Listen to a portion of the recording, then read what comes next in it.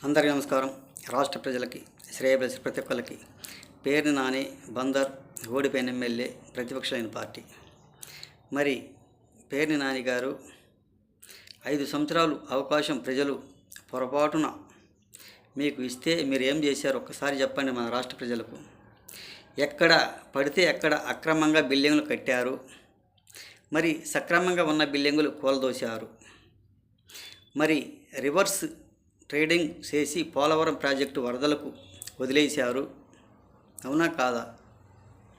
మరి పెట్టుబడులు పెట్టడానికి వచ్చిన కంపెనీలన్నీ కూడా వెనక్కి గెంటేశారు.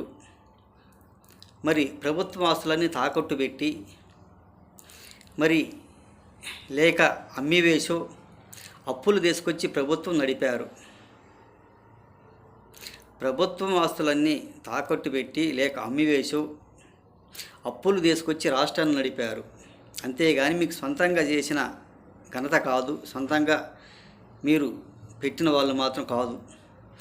ఏది ఏమైనా అటువంటి పనులు చేయడానికి మీకు సహజమేనా? కాదు కదా. ఏది ఏమైనా మీకు అధికారం కావాలి, మీరు సంపాదించుకోవాలి.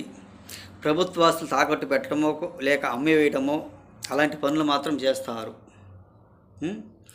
మరి 3 రాజధానుల పేరుతో ఏ ఒక్క రాజధాని కూడా లేకుండా చేశారు, అవునా కాదా? మీరు 3 రాజధానులని చెప్పి ఏ ఒక్క రాజధాని కూడా లేకుండా, ఏ ఒక్క రాజధాని కూడా కట్టకుండానే ఒక గాలి మాటలు చెప్పుకుంటూ కాలం గడిపారే కానీ ఏ ఒక్క రాజధాని కూడా కట్టలేదు, కట్టిన వాళ్ళు మాత్రం కాదు. మరి రాష్ట్రంలో గంజాయి విచ్చలవిడిగా రవాణా చేశారా కాదా? చేశారు. మరి రాక్షస రాజ్యం అంటే ఎంతో ప్రజలకు ప్రత్యక్షంగా చూపించారు, అవునా కాదా? మీరంతా చేసిన 5 సంవత్సరాలు కూడా రాక్షస రాజ్యమే కానీ మామూలు పరిపాలన చేసి మామూలుగా జనాన్ని చేయలేదుగా.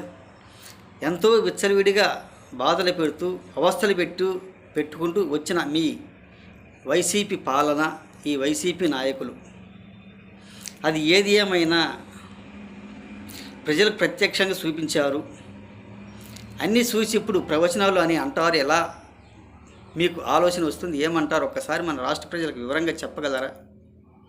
మీకు పరిపాలన చేత కాదు, ఏం చేత కాదు, అన్నీ రవాణా చేసేలా చేశారు. మళ్ళీ రాక్షస రాజ్యం అంటే ఎంతో ప్రజలకు ప్రత్యక్షంగా కూడా చూపించారు, అవునా కాదా?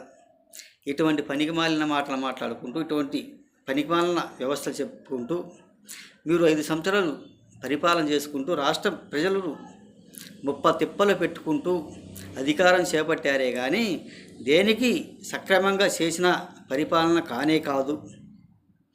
ఏది ఏమైనా ప్రెస్ మీట్ పెట్టుకుంటూ డబ్బా మాటలు మాట్లాడుకుంటూ రాష్ట్ర ప్రజల సింపతి పొందాలనే కానీ దేనికి పనికి వచ్చేవాళ్ళు మాత్రం కాదు. మేము ఎందుకు వేశాము, ఏ పనికి వేశామా, ఒకే ఒక్క ఛాన్స్ అని వచ్చాడు. ఒక్క ఛాన్స్తోనే రాష్ట్రాన్ని సర్వనాశనం చేశాడు. మళ్ళీ అవకాశం ఎలా ఇస్తారు అని కూడా రాష్ట్ర ప్రజలు చాలా వరకు కూడా ఆలోచనలు వస్తున్నాయి. ఒక్కసారి తెలుసుకోండి. ఏది ఏమైనా కానీ సక్రమంగా ఉన్న బిల్డింగ్లు ఎవరైనా కోల్దొస్తారా? కోల్దోయరు కదా. అటువంటి పరిపాలన చేసుకుంటూ అలా వ్యవస్థలను మేనేజ్ చేసుకుంటూ భయపెడుతూ వచ్చిన మీ వైసీపీ పరిపాలన అలా సాగింది 5 సంవత్సరాలు. ఒక్కసారి తెలుసుకోండి. పేర్ని నాని గారు ఊరక పనికిమాలిన ప్రెస్ మీట్లు పెట్టుకుంటూ ఉండటం తప్ప దేనికి పనికొచ్చే వాళ్ళు మాత్రం కాదు అని తెలియజేస్తూ రాష్ట్ర ప్రజలకి శ్రేయభిలాషి ప్రతి ఒక్కళ్ళకి హృదయపూర్వక ధన్యవాదాలు.